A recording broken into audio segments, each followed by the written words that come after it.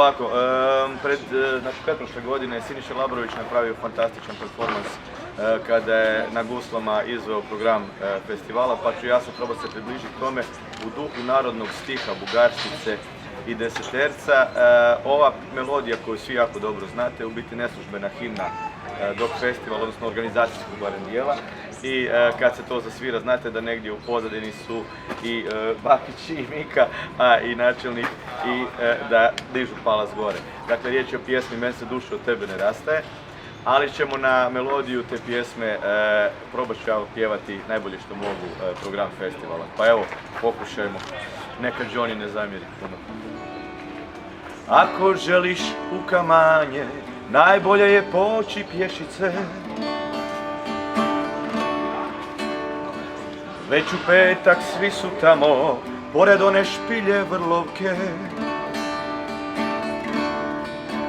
Uzmi štapove za hodanje, dobre cipele,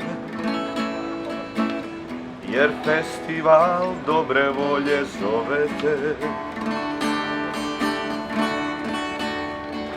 Malo pjesme, malo šale, nikad nije bilo na odmet.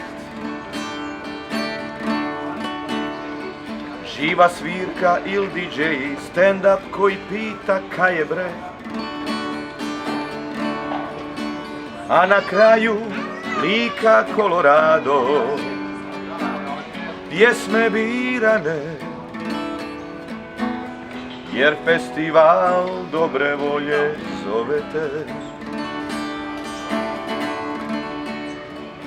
U subotu nemoj drijemat, jer sve kreće nešto ranije.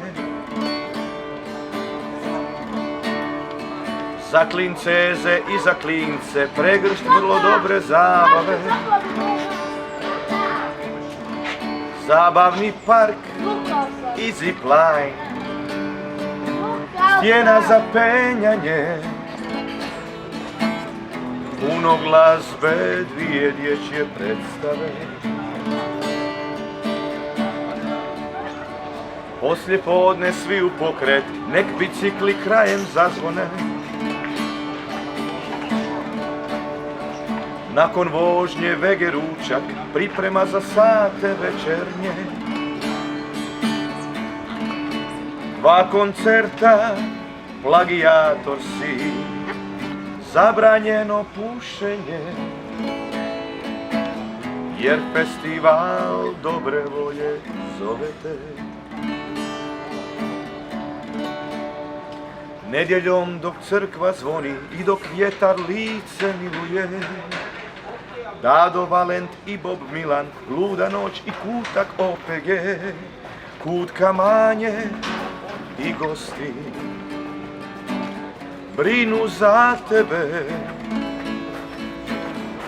jer festival dobre volje zove te.